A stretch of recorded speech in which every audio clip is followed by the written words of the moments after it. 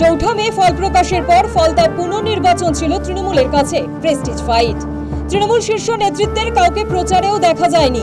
গড় হিসেবে পরিচিত হলেও প্রচারে যাননি অভিষেক বন্দ্যোপাধ্যায়। এই অবস্থায় প্রেস্টিজ ফাইটে মুখ রক্ষা যে হবে না তা এক প্রকার প্রত্যাশিতই ছিল, কিন্তু তা বলে তৃণমূল একেবারে চতুর্থ স্থানে, এটাও রীতিমতো অপ্রত্যাশিত ছিল।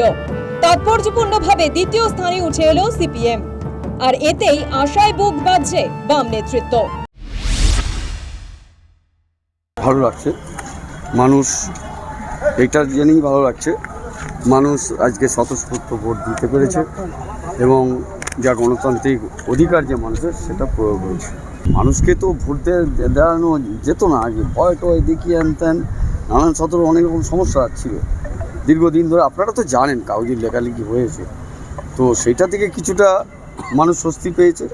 স্বস্তি পেয়ে মানুষ তার নিজের মতামত প্রয়োগ। অভিষেক গড় কার্যত খান খান জাহাঙ্গীরের পাড়াতেও বাম কংগ্রেসের পতাকা আমরা দেখেছি চোখে। কোথাও কি আপনার মনে হয় বিরোধী শক্তি হিসেবে বিজেপির সঙ্গে বিট করার জন্য বনাম বাম বনাম বিজেপি এই লড়াইটা আগামী দিনে স্পষ্ট হচ্ছে আগামী দিনের জন্য? সেটা তো বটেই, সেটা তো বটেই। 2011 থেকে বাংলায় প্রতিটি নির্বাচনে সিপিএম এর যে রক্তক্ষরণ শুরু হয়েছিল অব্যাহত ছিল 2021 পর্যন্ত। এবার বিধানসভায় খাতা খুলেছে বামেরা, ফলতায় তৃণমূলকে সরিয়ে দ্বিতীয় স্থানে। এই অবস্থায় প্রশ্ন উঠছে, রাজ্য রাজনীতিতে প্রায় অপ্রাসঙ্গিক হয়ে ওঠা বামেদের কোন মন্ত্রে পুনরুত্থান? ইঙ্গিত মিলছে কি রাজ্য রাজনীতিতে নতুন সমীকরণের? ধীরে ধীরে কি বিরোধী পরিসর দখল করছে বামেরা? তেমনটা অবশ্য মনে করছেন না কেন্দ্রীয় শিক্ষা প্রতিমন্ত্রী সুকান্ত মজুমদার। ওখানে তো তৃণমূল লড়াইয়ে ছিল না বলে বামেদের ভোট শিফট করেছে, ইঙ্গিতের কোনো বিষয় নেই। আগামী দিনে তৃণমূল যদি নিজের এলাকা ধরে রাখতে না পারে, অন্য তো কেউ ধরবেই, কোনো না কেউ আসবে। তৃণমূল লড়াইয়ে না থাকার পরেও বিজেপিকে পরাজিত করতে না পারায় বামদের অদ্ভুতভাবে দুষছে ঘাসফুল শিবির।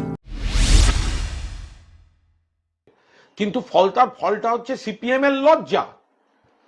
তৃণমূল সরে যাওয়ার পরও সিপিএম জিততে পারে না। তখন তো সিপিএম কে অন্য বামপন্থীরা, এমনকি সিপিআইএম এর লিবারেশনের বিবৃতিও আমি দেখেছি, তারা তো সিপিএম কে সাপোর্ট করেছে। তৃণমূল নয়, সরে গেছে, তৃণমূল হেরে গেছে বা হারানো হয়েছে। তাহলে সিপিএম জিততে পারলো না কেন? কিসের বিকল্প? বিজেপির? সত্যিই কি বাংলায় ঘুরে দাঁড়াচ্ছে বামেরা? বোঝা যাবে আগামী 5 বছরে। News time.